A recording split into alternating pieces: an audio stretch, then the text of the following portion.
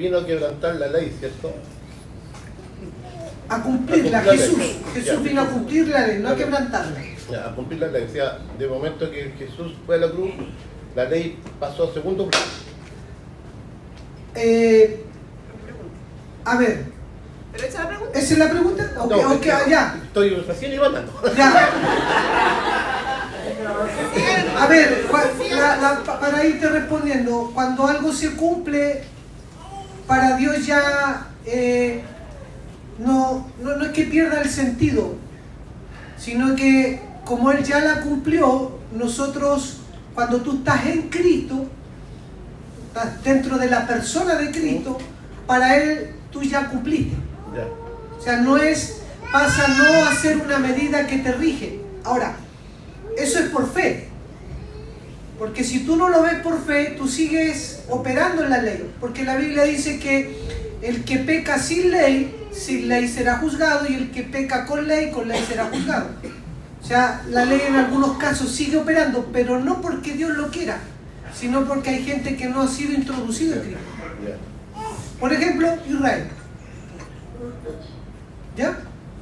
¿Y cuál es la pregunta? Es que ahí me la corté. No, era que, porque dice, la siembra y la cosecha también venía por la ley. ¿O no? Ya.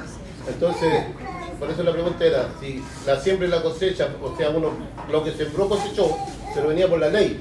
Y ahora con lo nuevo del Señor, ¿cómo queda eso? ¿Igual se mantiene la ley de ahí? A ver, la siembra y la cosecha está antes de la ley. Ya. La siembra y la cosecha son principios. No ley. No es ley. A ver, la ley vino con Moisés. Dice que la ley nos fue dada, la gracia vino. Entendamos la diferencia. La ley que fue, nos fue dada. Cuando algo te es dado es porque no estaba operando. Pero la gracia vino por medio de una persona llamada Jesucristo para establecerla. ¿Ya? Entonces, hasta antes de Moisés, la gente pecaba, sí, pero no había algo que la encapsulara en pecado. No era algo que dijera, o sea, la gente mataba antes de Moisés, sí, pero no existía algo que dijera no matarás. Entonces vino la ley para, dice la Biblia, encapsular todo en el pecado, para que tú y yo tuviéramos conciencia. Porque hoy en día tú ves el mundo y normalmente cómo los gobiernos solucionan las cosas, creando leyes. Ahora la pregunta, ¿la ley soluciona? No, porque la ley sigue siendo siempre externa. En cambio, la gracia es interna. Dios te capacitó por medio de la gracia para cumplir lo que la ley te imponía. O sea, en estricto rigor no es que hayan cosas que la ley te decía no matarás, ahora en la gracia hay que matar. No. Sigue siendo la misma medida. ¿Cuál es la diferencia? Que la ley te exigía, te colocaba una presión sobre ti y sobre cada uno de nosotros. Ahora la gracia, como la gracia contiene la naturaleza de Dios, tú no matas a alguien, no por imposición, sino que la gracia te ayuda a amar a la gente. Te da, ante la ley te dice no se ponga el sol sobre vuestro enojo. Es una imposición, por dentro a ti te arde y pateáis la perra. La gracia, ¿qué es lo que vino? Es a operar dentro de ti como una naturaleza, como una vida. Entonces eso mismo va creciendo en ti y tú no necesitas que te diga no matarás, no adulterarás, porque la vida intrínseca orgánicamente hace que tú no te vayas para allá. La ley era como un corral de un niño. Cuando el niño está aprendiendo, el Eduardo, por ejemplo, tiene al león en un corral, donde el Eduardo se mete y juegan ahí. ¿Para qué? Para que el niño no se salga de esa zona. La ley es eso, te pone una medida. Pero cuando la vida crece y la vida madura, no necesita el corral, porque hacen lo que es por naturaleza. Entonces la gracia hace eso, que sea la naturaleza misma de Dios operando en nosotros. Por eso es que Jesús dijo que convenía que Él se fuera, porque vendría alguien mayor que Jesús. Jesús estaba afuera. Jesús dijo, yo estoy con vosotros, pero vendrá uno mayor que yo que estará en vosotros. O sea, ahora nosotros operamos con Cristo en nosotros. Esa es la gran diferencia. Nosotros no hacemos o no copiamos a Jesús, porque hay que hacer lo que Jesús hacía. No, hermano. Eso es externo. Nosotros nos prestamos para que Jesús haga la obra por medio nuestro. Somos el vehículo que mueve la naturaleza de Dios a los distintos ambientes, a los distintos lugares. ¿Se entiende? Sí. ¿Sí? ¿Alguien quiere preguntar algo más? No sé si quiere, agregar algo. ¿Sí? ¿Alguien más? Ya. ¿Sofía? ¿Dónde está? Ah. Entonces, mientras esperamos a Sofía, que nos haga las preguntas.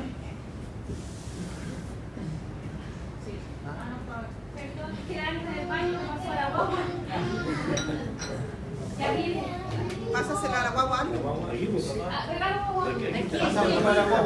Regálasela al papá. Así. Podría ser.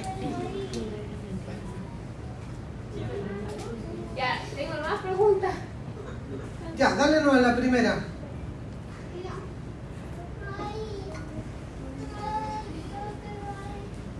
Dice, ¿dónde en la Biblia dice que la iglesia se formó del costado de Cristo? ¿Cómo se entiende eso?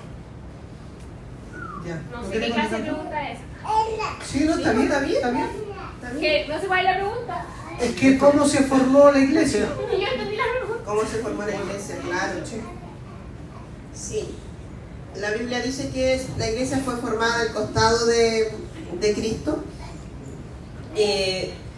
Porque cuando Cristo fue clavado en la cruz y le enterraron la lanza, en su costado salió agua y sangre, en señal que la iglesia estaba siendo ejecutada desde ese momento en adelante y saliendo de Cristo mismo.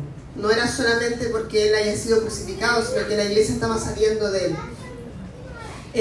La iglesia que somos nosotros hemos sido hoy día puestos en el Señor Jesucristo, pero en la acción, en el fondo de la espada en el costado del Señor Jesucristo dio inicio a la iglesia. Nosotros somos gente que vivimos de la palabra, que vivimos del Espíritu, y como decía Marcelo, no somos gente que nos aprendemos conceptos o que imitamos al Señor, sino que nosotros estamos puestos en Él y Él a su vez tiene su vida dentro de nosotros. Nosotros llevamos al Señor Jesucristo donde quiera que vayamos. Nosotros somos su iglesia, y eso es en el momento de la crucifixión. Ahí dice que el soldado hizo una lanza en el costado, partió el costado y al momento salió agua y sangre. Y desde ese momento se da inicio, con la muerte y resurrección de Cristo, se da inicio a la iglesia. Nosotros hemos salido de Cristo mismo. Así lo estableció el Señor. Sí. La Biblia, para que tú y yo podamos entender, la Biblia dejó muchas sombras, muchas cosas que nosotros, o sea, de hecho toda la vida, todo lo que a ti y a mí nos rodea es una sombra de una realidad que está escondida. Y cuando Dios relata la historia de Adán y Eva, Dios está relatando Adán y Eva son la sombra de la verdad. ¿Cuál es la verdad? Cristo y la iglesia. ¿De dónde sacamos eso? De Génesis y de Efesios.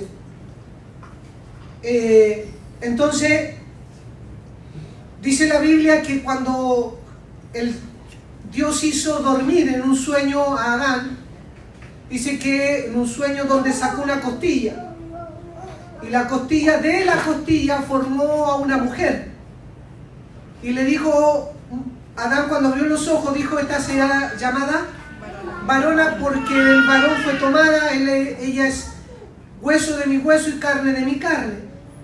Si usted lee Efesios, dice lo mismo, pero como en la realidad, todo lo que sale de Cristo es hueso de su hueso y carne de su carne. Entonces por eso es que esa lanza que fue del costado de Jesús, de ahí sale la iglesia en forma espiritual. Ayúdame con el silencio. Entonces, todo lo que salió de Adán era Eva. O sea, Eva representaba el agrandamiento de Adán, el crecimiento de su persona. Entonces, todo lo que nace de Cristo se llama iglesia. ¿Ya? Todos nosotros somos parte de la iglesia, pero no todo lo que hay en nosotros es iglesia. ¿Qué es lo que es iglesia? Todo aquello que ha salido de Cristo. Por eso es que el Espíritu Santo, cuando viene y hace habitación en ti, tú eres parte de la iglesia, pero en la medida que va creciendo, se va formando más el agrandamiento de Cristo en nosotros. Y eso parte siendo iglesia. La siguiente pregunta son... Eso está en Juan, por si acaso. Juan 19, del 31 al 37 sale el costado de Jesús. Y como dice Marcelo, era para el cumplimiento de la palabra, porque a los otros hombres que tenían crucificado le quebraron las piernas, pero cuando llegaron donde Jesús se dieron cuenta que ya estaba muerto, y fue ahí que le enterraron la lanza. En el fondo era para que se cumpliera la palabra de que la iglesia salía desde Cristo. Si no, él no vivió lo que vivieron los otros crucificados. Bien, siguiente pregunta. Ahora que se ministra la gracia, ¿en la oración se sigue atando y desatando? Claro. Es que por eso, mira, yo creo que todavía no hemos logrado tener el entendimiento de lo que es la gracia, entonces nos lleva a lo mejor a hacernos preguntas y ya empezamos a cuestionarnos qué es lo que sí y lo que no. Estamos primero transicionando y creciendo en un entendimiento. La Biblia dice que sí, Jesús le dijo a Pedro, todo lo que ate acá será atado en el cielo y todo lo que desate en el cielo será desatado acá. Esa es una función. Cuando habla de que la obra está consumada, está diciendo que todo lo que Dios podía hacer ya lo hizo. Entonces, ¿qué nos queda? Que la iglesia opere, que la iglesia madure y la iglesia cumpla su función. Entonces, el atar y desatar es parte de la funcionalidad de la iglesia. Entonces, tenemos que atar, orar por los enfermos, sí, seguimos orando por los enfermos, porque es la manera que el reino va creciendo. Vamos trayendo más luz, más claridad. ¿Pasa lo mismo con las liberaciones? Es que lo que pasa, a ver, que Efesios 1, que ahí es donde ustedes tienen que entenderlo un poquito. Efesios 1 habla de que nosotros hemos sido ya bendecidos con toda bendición espiritual en los lugares celestiales. Hemos sido ya escogidos, hemos sido predestinados, amados, aceptos en el amado. Eso te remite inmediatamente a tu origen. El Señor Jesucristo, cuando nos ve a nosotros, no nos ve en el pasado, que es lo que tenemos, el conflicto que tenemos como en la cabeza. Uno llega al Señor, ya, yo tengo 50 años, yo llego al Señor a los 25 y uno cree que el Señor te ve como a los 25. El Señor te ve en tu pasado, en Él, te remite al origen, no en el pasado cronológico. No es nuestro.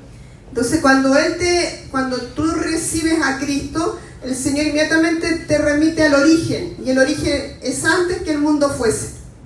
Entonces ahí te posiciona, ahí nos ve el Señor no nos ve en nuestro pasado cronológico donde de verdad nosotros pecamos contra Él y estábamos sumidos en delitos y pecados. No, Él hace un salto más alto y nos remite al origen.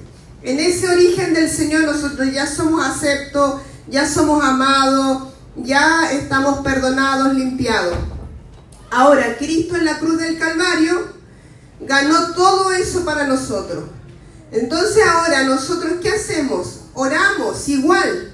Atamos, desatamos. Hay momentos en que la gente va a ser liberada. Y cualquiera de ustedes puede serlo. Pero en la posición que yo te estoy explicando, la que tú tienes que tener claro. Yo ahora no oro para yo conseguir algo, sino oro desde la plataforma de la victoria de Cristo que Él ya consumó, para yo verlo hecho una realidad aquí en la tierra. Y esa es la diferencia.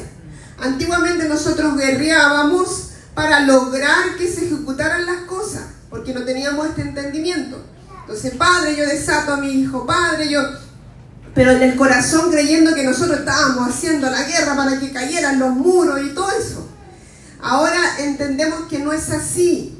Yo puedo desatar a mi hijo, pero entendiendo que yo lo desato desde una posición más elevada ahora, del entendimiento que Cristo ya lo hizo.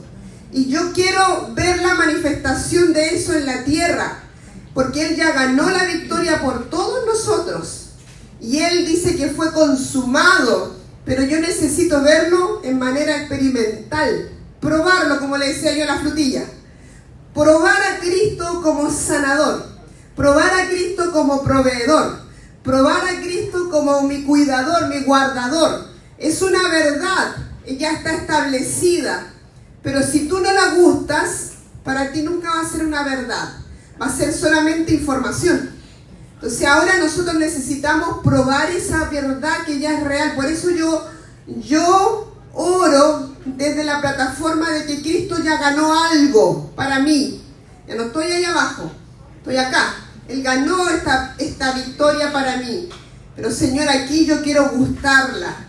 Quiero ver que esa victoria es real. Entonces desato, Señor, en mi vida, en mi matrimonio, Señor, la armonía, la paz, el amor mutuo, lo desato. Ato, Señor, toda división en mi matrimonio. Ato, Señor, toda falta de comunicación. Y desato la gracia, desato la vida, porque yo quiero experimentar una vida matrimonial de acuerdo a la palabra. Pero en esa posición, ya no tengo en mi cabeza que yo lo estoy haciendo. Lo estoy haciendo de la victoria que Él ganó en la cruz del Calvario. Y por supuesto que hay gente que puede ser liberada. ¿Por qué vamos a eliminar eso? Si el tema está en que ahora yo no voy yo. A ver, ven Juan, te voy a ministrar liberación. No, porque eso, ¿qué hacía? Que tú creyeras que tú eras el que lo había liberado. Y el hermano se iba creyendo que tú lo habías liberado. Entonces le robábamos sutilmente la gloria al Señor. Hay cosas que pueden ocurrir en la persona que no necesariamente es una influencia demoníaca total, o a veces no sabemos, pero hay gente, por ejemplo, que ha vivido adicciones y llegan al Señor por años consumiendo droga o alcohol. En un momento Dios nos va a liberar de esa adicción, y no tiene por qué ser con escándalo, porque nosotros el escándalo también lo hacíamos porque no teníamos el entendimiento y creíamos que éramos nosotros, teníamos que ver que el otro gritara o hiciera ruido. A veces a través simplemente de la respiración, a veces no sé, la persona no se va a dar cuenta, otras sí, otras sintió algo, otras sintió una opresión en la cabeza, después se le pasó. Eso no lo podemos controlar. Pero el mismo hecho que Cristo entre a nuestros corazones, yo creo que ya en ese momento nosotros somos liberados de muchas cosas. No nos dimos ni cuenta. Pero sentimos que teníamos una paz. Sentíamos que algo pasó, pero no teníamos ni un entendimiento. Pero no podemos decir esto sí o esto no. Aquí la clave es que usted tenga el entendimiento desde dónde hoy día lo hace.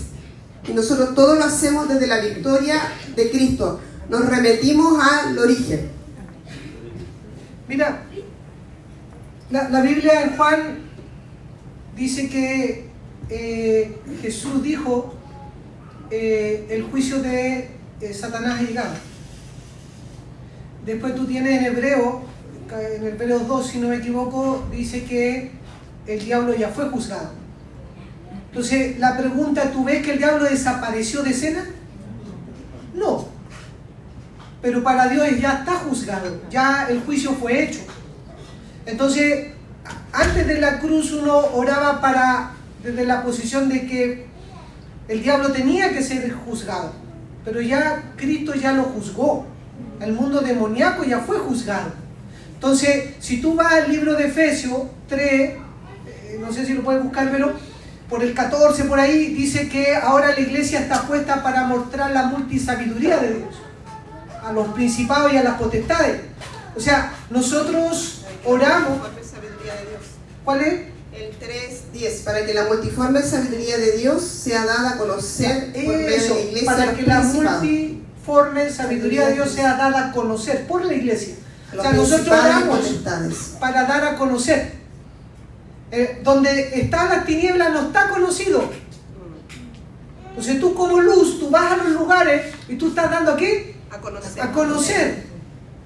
¿Qué cosa? La multiforme sabiduría de Dios. ¿Cuál fue la multiforme sabiduría de Dios? Que Dios, con el plan precioso que hizo, juzgó al diablo. Hermanos, si nos ponemos a pensar, que no es el tiempo ahora, pero en un momento a lo mejor lo podemos tratar de ir armando esto, pero cómo Dios escondió la simiente en el antiguo pacto. Sí. Es glorioso. O sea, el diablo trató de matar a Abel, mató a uno, mató a otro, y Dios se la escondió. Hasta que sacó un as bajo la manga y dijo, y no se dio ni cuenta que Cristo lo juzgó en la cruz. Entonces es glorioso, pero esa sabiduría, entonces nosotros oramos desde la victoria de Cristo en la cruz. Diablo, yo te recuerdo que ya fuiste vencido, aquí no tienes autoridad.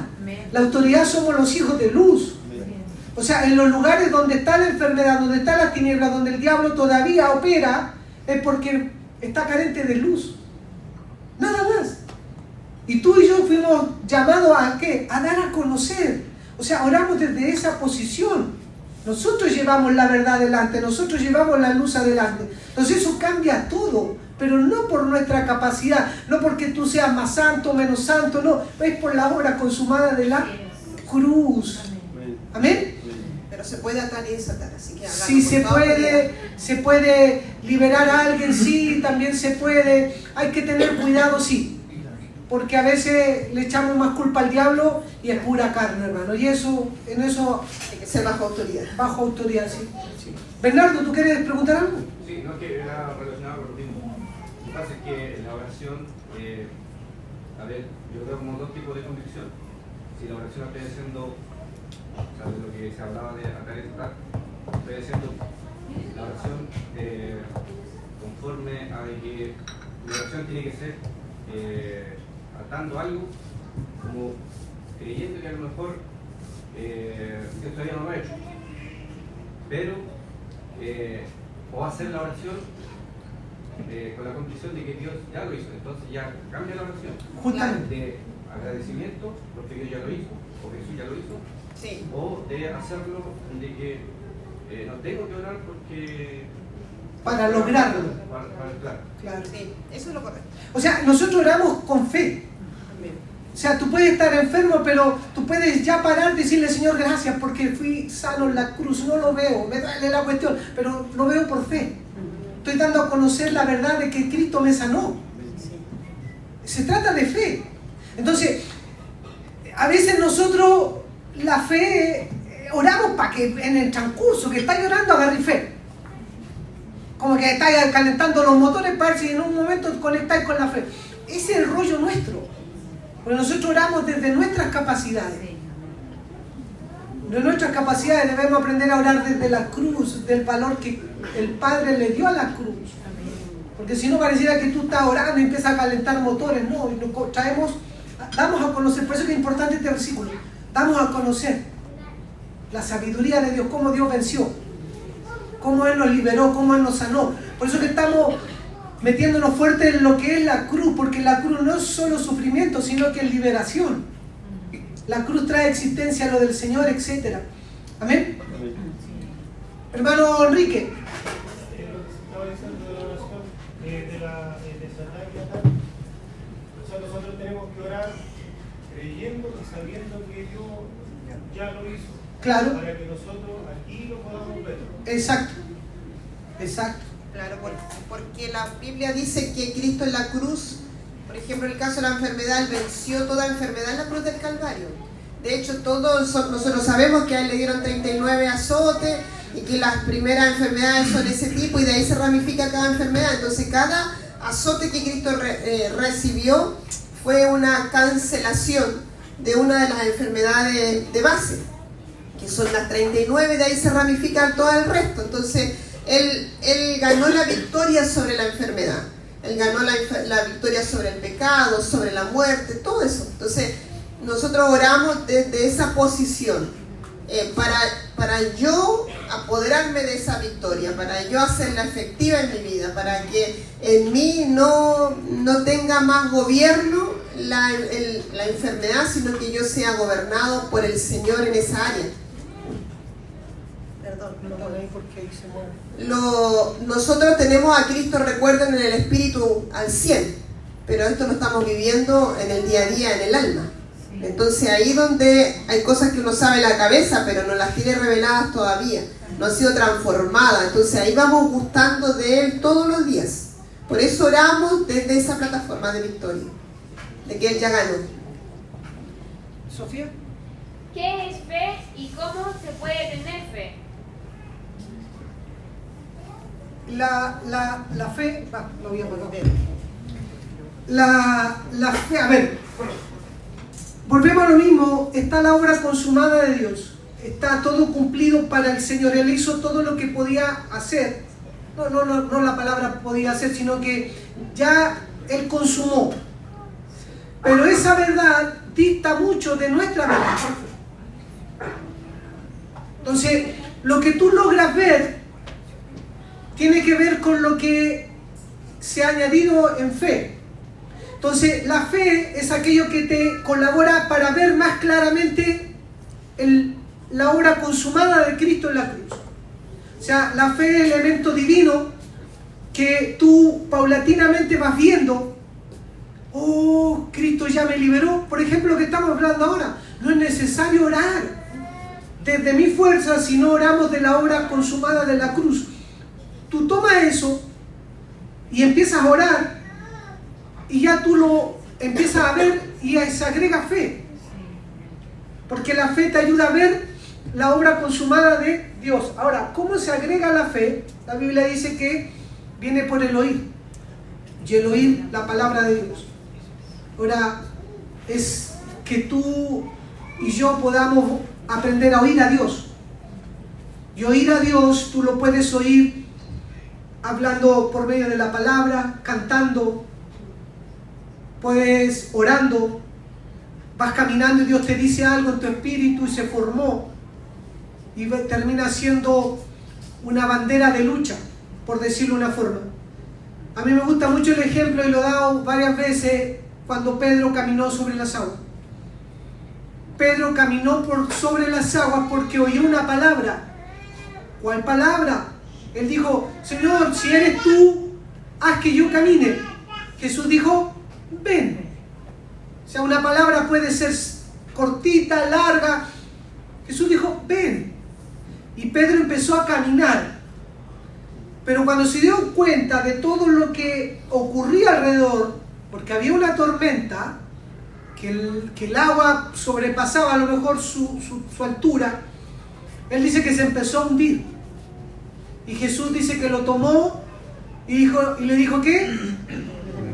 Hombre de poca fe. O sea, tenía fe, sí, pero no le alcanzó. Entonces tenga esto, a veces la medida de fe no nos alcanza, pero nunca dejará de existir la mano de Dios para levantarte. Amén. Nunca. Porque aunque te falte la fe, somos hijos. O usted, porque su hijo le desobedeció, lo deja que el perro lo muerda. No. Lo va a asustar a lo mejor, porque le desobedeció, pero nunca lo va a dejar, lo va a defender. Entonces, el Señor también nos va enseñando día a día a crecer en fe, pero lo importante es que usted tenga un espíritu abierto al Señor. Aprender a oírlo a Él. Dice que no solo de pan vivirá el hombre, sino de toda palabra que sale de su boca. El hablar de Dios siempre es espiritual primero. Dios siempre habla a tu espíritu, porque ahí se relaciona contigo. O sea, tú para ser sano en forma física necesitas una palabra primero en tu espíritu, para que esa palabra pueda anidarse y empiece a responder, por decirlo de una forma, y responde en forma de fe. Físicamente todavía no está la sanidad, pero cuando Dios te dice, sí, fuiste sanado por la sangre de Cristo, dice, no, yo fui sanado, yo fui liberado, yo fui restaurado, y tú empiezas a orar y lo empiezas a traer a existencia. Tú estás conectando con lo que hablábamos recién en Efesios, estás dando a conocer la multisabiduría de Dios al mundo espiritual, desde tu espíritu. ¿Amén? Sí, no sé si... ¿La carne y las obras son lo mismo o la carne es el resultado? ¿O las obras de la carne son el resultado de estar en la carne? Por ejemplo, Romanos 8:13.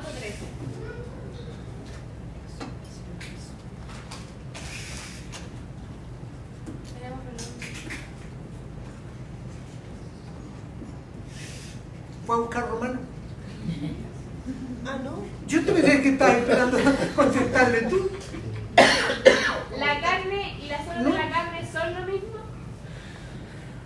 No sé a qué se refiere con... Como que si una A ver. es el desencadenante de la otra. Si, por Sí. ejemplo, yo tengo obras de la carne porque estoy en la carne. Sí, sí. Nosotros, a ver, sin Dios tú eres carne. Eso es categórico. O sea, lo que el Señor vino es a darte vida en el Espíritu. Y desde el Espíritu la vida empieza a fluir y con un alma rendida pasa a tu alma y desde ahí llega a tu cuerpo. O sea, la vida de Dios puede inundar tu espíritu, puede inundar tu alma y puede inundar tu cuerpo, traer vida. Pero sin eso tú eres carne. Entonces las obras de la carne tienen que ver con la vieja creación. Tiene que ver con el viejo hombre. Todo lo que se gesta en el viejo hombre, tal como Jesús le dice a Nicodemo, te es necesario nacer de nuevo.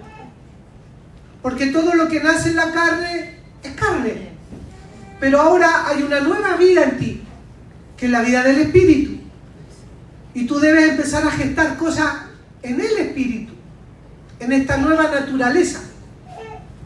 Entonces, las obras de la carne tienen que ver todo con el viejo hombre. Y Dios no se complace nada que sea gestado en la carne. A lo mejor la pregunta era en relación a esta carne física. ¿Eso es lo que estaban preguntando? ¿Eso es lo que estaban preguntando?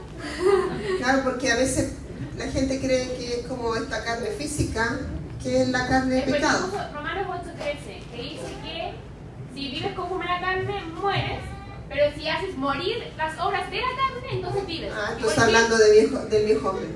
Claro, está hablando del viejo hombre. Sí, lo que dijo Marcelo. Yo pensé que se refería a esta carne, que de repente la gente te pregunta si esto es la carne de pecado. Y claro que está en nuestros miembros, pero en el fondo él es el viejo hombre, la carne de pecado. Se está refiriendo a eso, al viejo hombre. Siguiente. A ver, para terminar la idea, Ah, ya. tú hoy, así tal como estás, tú tienes una vida en la carne y tienes una vida en el espíritu. Tal cual. Tú eres carne y tú eres espíritu. Tú puedes sembrar según la carne y también puedes sembrar según el espíritu. La carne para el Señor tiene que ser llevada a la cruz diariamente, en cada momento, para que esas obras de la carne sean destruidas, sean anuladas. Es por decirlo de una forma, con esa cruz debe estar siempre. ¿Para qué? Para que lo que salga ahora en ti o desde tu interior sea el espíritu. Desde esa vida empezar a sembrar. Y eso se puede hacer. Pero para eso debes aprender a depender de la vida del espíritu, llevar tu carne a la cruz. No después que metes las patas. Porque después que metemos las patas todos nos acordamos que hay una carne que nos friega. sino que a lo mejor levantarlo en la mañana y lo primero que hace el Señor, yo quiero vivir como un crucificado, yo llevo esto a la cruz, Señor, aquí estoy, me pongo a disposición. Empezamos a sembrar en el Espíritu. Amén. Claro, entendiendo que la muerte de eso se va a ejecutar según la voluntad de Dios. Nosotros, el llevarlo a la cruz es un acto de rendir la voluntad. Eso es. No es que porque usted lo llevó a la cruz ya murió. El proceso de muerte, eso lo sabe Dios. Porque no es como que yo digo ya, me encontré hoy día que me di cuenta que tengo soberbia y la llevo a la cruz y ya está ok. El llevarlo a la cruz es yo decirle al Señor que me arrepiento de esa actitud, que no la había visto, que la acabo de ver y que le entrego la voluntad al Señor para que eso sea aniquilado por la obra del Espíritu. El proceso de muerte ese lo va haciendo el Señor en nosotros. Y así vamos muriendo día tras día, pero es rendir la voluntad. Eso quiere decir que tengo que, si me doy cuenta nuevamente que caigo en lo mismo, tengo que otra vez llegar a la cruz. Sí, pues siempre estamos rindiéndolo, claro. Siempre estamos rindiendo una y otra vez porque lo que pasa es que, te vuelvo a repetir, uno lo ve una parte y uno lo rinde por fe, pero luego Dios te puede llevar a una profundidad mayor mira, esto no es solamente la soberbia, sino que yo tuve un patrón de vida y voy renunciando a más cosas, entregándoselas, llevándola a la cruz, hasta que el Señor tome esa área de tu vida y la transforme completamente. O sea, no es que yo lo entregué una vez y ya está listo, porque a veces lo entregamos, pero no con el entendimiento del Espíritu correcto o total. Lo entregamos porque sí, pues uno dice, si yo te digo, a ver, ¿quién tiene soberbia aquí? Todos me van a decir, yo. Porque una de las cosas como que uno se da cuenta que sí, que en algún momento manifestó soberbia. Pero otra cosa es cuando el Espíritu te dice, oye, mira cómo acabas de hablar, mira cómo acabas de reaccionar, mira, eso es soberbia, pero en todo su esplendor. Ay, ¿tú crees que la tierra te trae? Padre, mira lo que he hecho, mira, y viene una convicción real de arrepentimiento. Y ahí comienza a morir eso y la obra del Espíritu. Pero a veces partimos viendo como la punta del iceberg. Así que sí, podemos renunciar muchas veces a lo mismo. La palabra te dejó algunas herramientas para el respecto. Dice la Biblia que tú y yo debemos siempre despojarnos de lo viejo. Eso es sí o sí. Señor, yo me despojo de esta vieja forma de pensar, de reaccionar, de moverme, de ver las cosas. Porque a veces el día está gris. No, es que tú lo estás viendo gris. No, es que nadie me comprende. No, despójate, porque eso todo tiene que ver con la vieja creación. Y justamente va habiendo un entendimiento cada vez mayor. O sea, desde aquí hasta que tú te mueras vas a estar despojándote del viejo hombre. Y lo otro que dejó la palabra es que tú te consideras muerto. El apóstol Pablo era el claro ejemplo de que él se consideraba muerto, porque él decía, ya no vivo yo, Cristo vive en mí, y lo que ahora vivo en la carne, o sea, ¿seguía viendo la carne? Sí, pero él se consideraba muerto. El tema es que nosotros este entendimiento tenemos que orar para que sea más claro, cada vez más claro. Señor, ya no vivo yo, me considero muerto por fe. ¿Te va a faltar? Sí, pero en la medida que más te vas considerando, dice la Biblia que los deseos, las concupiscencias de la carne van muriendo, son llevadas a la cruz. Amén. Josefa, usted quería preguntar algo. Yo tenía la duda, bueno, es como más clara, como para que le confirme. Es como lo que usted hablaba de ese ejemplo antiguo de la taza de té, que ya no está el pecado, sino que queda como la taza sucia, y esa taza sucia sería como las obras de la carne, y eso se va limpiando mediante la cruz. Claro, sí. Por la obra del Espíritu va limpiando justamente ¿Ah? Día a día va ocurriendo eso, por la obra del Espíritu. Sí. Entendamos que el Espíritu te santifica día a día. Cada momento Él te está santificando. Porque En general, ¿qué es la santificación? ¿Alguien se ha preguntado esto? ¿Qué es la santificación? Dios te está santificando, pero ¿qué técnicamente Dios está haciendo en nosotros? ¿Ah? Formándose, ¿cierto? ¿Qué más? Para formarse, ¿qué tiene que haber? No, que tú automáticamente tú lo asocias a cosas que tienes que hacer. Pero todo no tiene tu origen en tu persona, tiene el origen en Dios. O sea, lo que Dios hace se va añadiendo. Su naturaleza se va añadiendo a nosotros. Él se va mezclando más con nosotros. Volvemos al caso del té con la taza. Vamos a aplicarlo de otra forma. Está llena de té, está negro, tu pecado ahí. Llegó el Señor y Él es como el agua que tú abres de la llave y agua limpiecita. Tú dejas la taza ahí y empieza a chorrear una gotita, hermano. ¿Qué le hizo una gotita a toda la taza llena de té? Nada. Ahora, ¿podemos decir que está el agua limpia ahí? Sí, pero está tan sucio que no se nota. ¿Dios vive en ti? Sí, pero tiene tanto té que no se nota. Entonces, en la medida que tú buscas más, esta llave que está arriba de la taza se puede abrir más o se puede gotear siempre. Entonces, en la medida que ese torrente de comunicación con el Espíritu sea más, por eso Jesús le dijo, vosotros estáis limpios. ¿Por qué? Por la palabra es el agua. Entonces, a la medida que tú estás más expuesto al agua, le abre la llavecita arriba, en algún momento ese té va a empezar a salir, ¿cierto? Y empieza a aclararse. Ese proceso es la santificación. Pero necesita el agua de la palabra. Necesita que tú estés expuesto a la palabra. O sea, no es que yo me siente en el living comedor, Señor, santifícame. No, Dios no lo va a hacer así, hermano.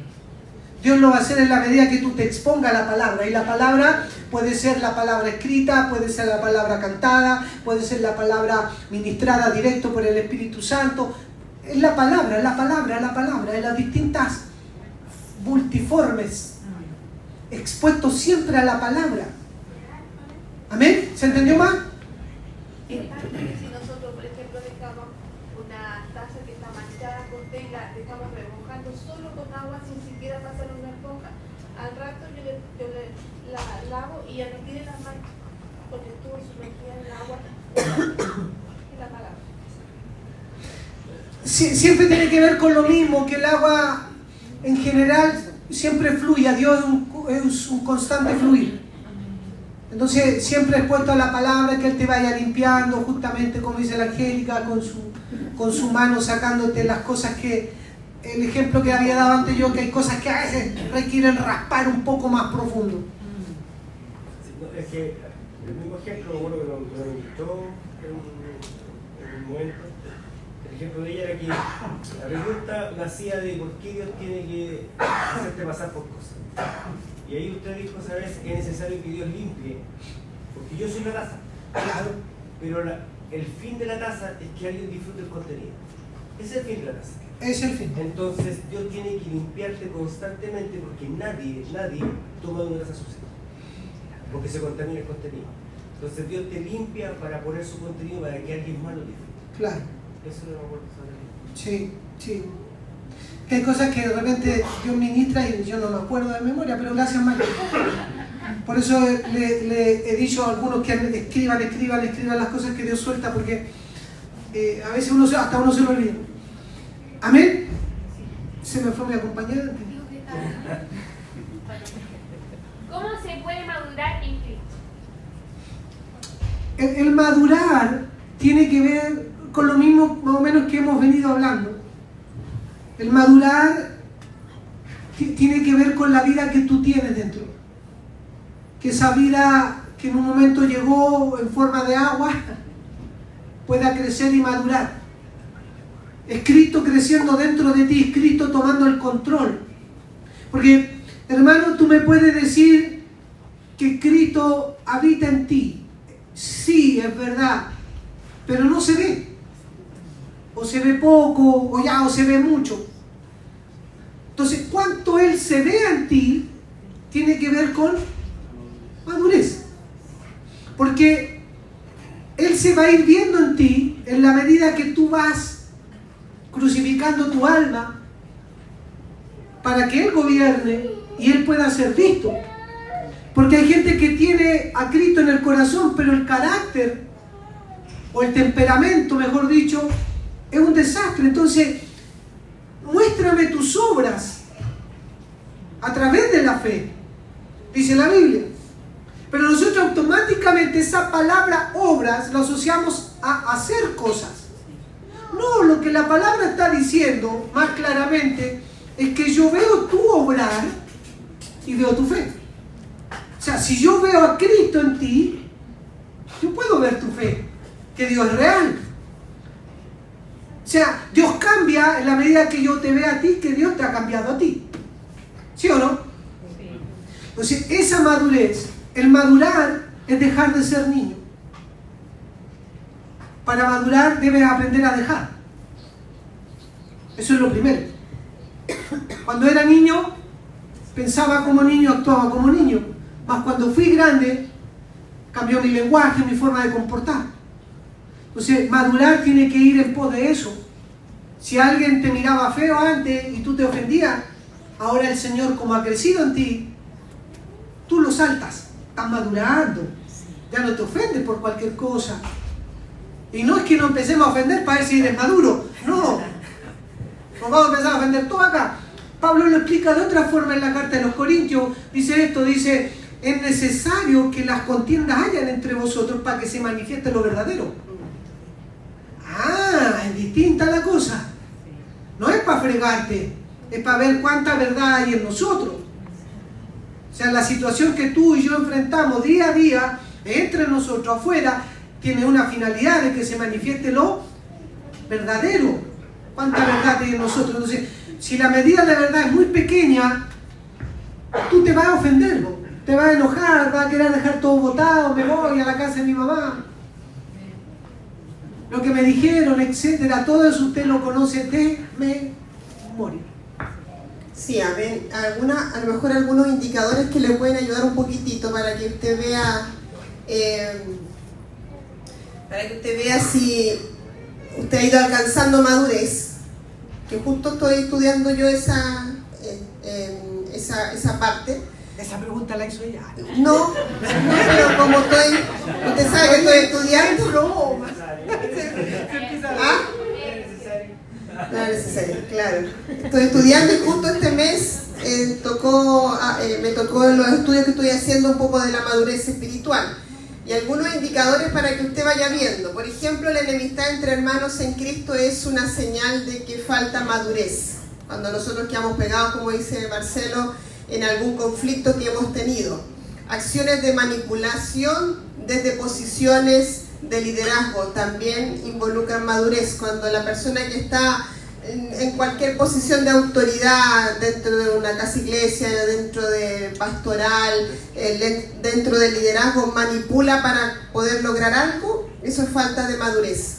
Palabras de juicio que no producen crecimiento sino destrucción y división. También cuando usted juzga a otros estamos hablando de gente inmadura.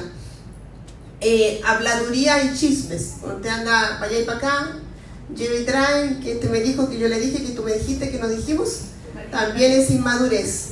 Pecados ocultos no tratados. Lo guarda hasta cuando ya la cosa reventó. Eso es inmadurez. Resistencia a la palabra de Dios. Cuando nosotros nos resistimos a cosas que Dios está hablando clarito y nosotros resistimos. Inmadurez. Sí, personas que se encierran en sus propias casas o negocios y viven sus vidas sin compromiso cotidiano con la vida dinámica de iglesia. Los que no se congregan, los que siempre son prioridad su vida, sus cosas, su negocio, su forma de vivir y no el cuerpo, también eso es señal de inmadurez. El estancamiento espiritual en diferentes áreas de la vida. Cuando tú te estancas espiritualmente, no creces, eso es señal de inmadurez.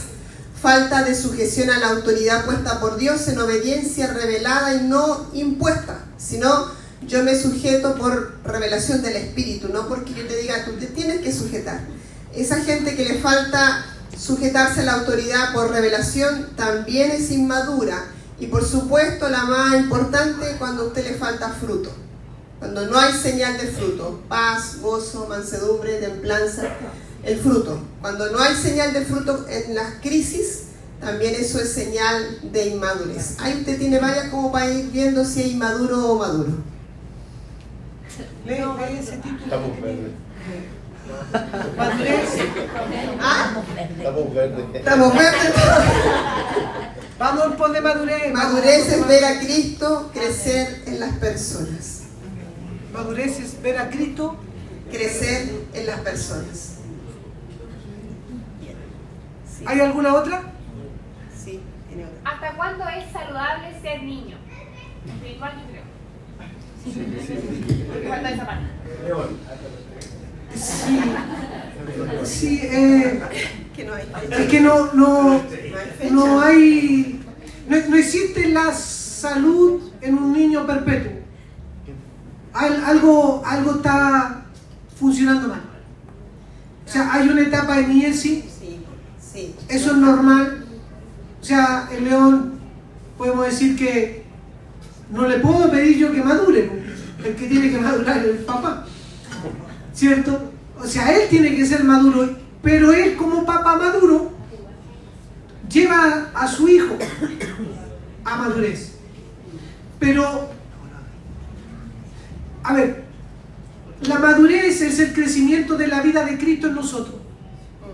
Pero siempre uno mira a otro, un referente. Lo ideal es que nosotros miremos siempre a Cristo, pero nosotros, por forma natural que nosotros vemos a Cristo en nosotros, dentro de nosotros. Y por eso que terminamos siendo agentes inspiradores a otros. Yo quiero ser como Él. Como el otro busca al Señor, crecer en madurez. Eso es lo normal. Ahora, ser niño, como ponerle un tiempo, no le podría decir 1 año, 2 años, no le puedo poner tiempo. Pero así como raro sería que usted después de 5 años en la iglesia siga pidiendo que le den comida molida. O sea, pidiendo comida de niño. Uno no toma papa a perpetua. Uno toma pecho en forma perpetua, no. Sería raro que gente grande aquí tome pecho. Es antinatural. O sea, si más que ponerle un tiempo, la niñez tiene que ver con todo lo que es antinatural. Natural en forma física y espiritual igual. O sea, si usted se ha alimentado 5 años del Señor o 10 años del Señor y todavía usted no alimenta a nadie, eso da señales que tenemos que ir en pos de un entendimiento de que necesitamos salir de esto. Y yo creo que como iglesia Dios está trayendo entendimiento para que salgamos. O sea, acá yo creo que el 90-95% todavía no entiende madurez, pero ya lo vamos a ir entendiendo para salir. Para allá el Señor nos quiere llevar, de salir de esa comodidad. ¿Por qué? Porque cuando tú sales de esa posición de niño, ves las cosas de otra forma. Porque un niño siempre ve su problema nomás. Mira, mami, me quitaron el juguete. Siempre, Dios, mira lo que me hizo mi vecino. Siempre un niño ve su problema. Cuando somos maduros o empezamos a madurar en el Señor, empezamos a construir, empezamos a edificar. Y eso es lo que Dios anhela, que seamos edificadores. Y una edificación es digno de su salario. Sí, amén. También hay que entender que la Biblia dice que mientras tú eres niño, en nada difieres de un esclavo. Aunque eres heredero de todo, pero no disfrutas de esa herencia porque eres niño. Es decir, uno no sabe que si un niño tiene papás ricos y los papás mueren, el niño no disfruta de nada. Hay una persona que se hace cargo, una albacea que se hace cargo de su recurso y lo administra, y el niño a lo más le comprarán un par de dulces, pero no disfruta, porque mientras somos niños no podemos disfrutar de la herencia que tenemos en Cristo. Ahora, si usted quiere entender, para los procesos de madurez, Dios dejó las tribulaciones, las pruebas y la disciplina. Esos son los procesos que uno vive como cristiano para ir madurando. Si Dios dejó las tribulaciones, las pruebas y la disciplina, y a través de eso nosotros vamos madurando. Amén. Sí. Así que, ¿por qué? Porque obviamente a nosotros se nos tiene que ir sacando el tinte de la tacita, la limpieza, el agua, todo eso Dios lo encierra en tribulaciones, pruebas y disciplina. Y de eso nosotros vamos adquiriendo madurez. No, al principio le tenemos terror a esto, después vamos entendiendo que son necesarias y que nunca Dios nos deja solo. Él está en nuestro corazón y Él nos va ayudando, colaborando, proveyendo todo, pues está dentro de nuestro ser. Pero al principio, cada que uno se agarra, que no le vaya a pasar nada, pero ya cuando después Dios te acorrala, como decíamos nosotros, contra la espada y la pared, y te empiezan a ocurrir cosas, sí o sí, ahí uno va entendiendo que no es porque Dios nos quiera aniquilar o esté enojado con nosotros o seamos malos, sino que son los procesos que Dios dejó para que nosotros madurásemos. Dejó la tribulación, la prueba y la disciplina. Y si usted quiere anotarlo, Filipenses 4:14 habla de la tribulación, Romanos 12 del 11 al 12, Santiago 1 del 1 al 2 habla de la prueba, y Hebreos 12:7 habla de la disciplina. Si soportamos la disciplina, somos hijos. Esas son las cosas que Dios dejó para madurar. Amén. Como cuando disciplinamos a los hijos para que ya lo que hicieron Algo incorrecto, se forme. se formen ellos, que entiendan que es incorrecto lo que hicieron, los disciplinamos. Sí, claro, lo mismo. Claro, Él nos compara como hijos. Las tribulaciones tienen que ver con los sufrimientos que vamos viviendo y que nos van haciendo más blanditos, porque cuando tenemos alguna tribulación, estamos más blanditos, más abiertos al Señor, y el Señor te habla y tú escuchas, porque si no andamos con a veces alguna tribulación, Dios nos quiere hablar igual, pero nosotros andamos en la nuestra. ¿Ya? Bien. Son las 1:25, ¿queda algo más, no? ¿Cuál? ¿Ya? ¿De qué es la iglesia orgánica? ¿Qué es la iglesia orgánica? ¿Por qué es orgánica? Es viva. Pero ¿Por qué es viva? Claro. Porque es viva, por eso es orgánica. La iglesia a nivel mundial está mutando porque por muchos años se transformó en una iglesia organizacional y no una iglesia orgánica. Orgánica tenemos, por ejemplo, Juan 15, donde habla de que Jesús es la vid, nosotros los pámpanos. El que permanece en mí y yo en vosotros llevará fruto. Separado de él nada podemos hacer, etc. O sea, ahí da un claro ejemplo de la vida orgánica. O sea, si el mismo fruto que está en las raíces está en el último lugar, pero para eso hay que estar permaneciendo en la vid verdadera. Orgánico quiere decir que crece, da frutos por sí sola, la vida operando. Y ahí te saca inmediatamente la ley de Sena. Organizacional saca la vida del espíritu y se transforma en una organización como una empresa cualquiera. Y eso está en contra de la palabra. Es lo que Apocalipsis dice, la jerarquía, los nicolaitas, todo eso que tiene que ver con jerarquías. En la Biblia todo funciona en forma orgánica, la vida fluyendo. No existen las posiciones, las posiciones están hechas por un orden de Dios. Entendamos, no estamos diciendo que no existen los apóstoles, profetas, no. Tienen una función para poder darle orden. Pero del punto de la vista de la vida de Dios, el corazón es tan importante como que tú tengas los litros de sangre que debieras tener. La sangre es tan importante como el corazón, porque si no hay sangre, ¿qué va a bombear el corazón? O si no está el cerebro, atrofia todo. Entonces, cada cosa, una célula que tú esté muerta, termina produciendo la muerte completa del organismo. O sea, todo es importante en la vida orgánica. En una organización tú despachar a uno no te sirve, no, punto, chao. Finiquito para la casa.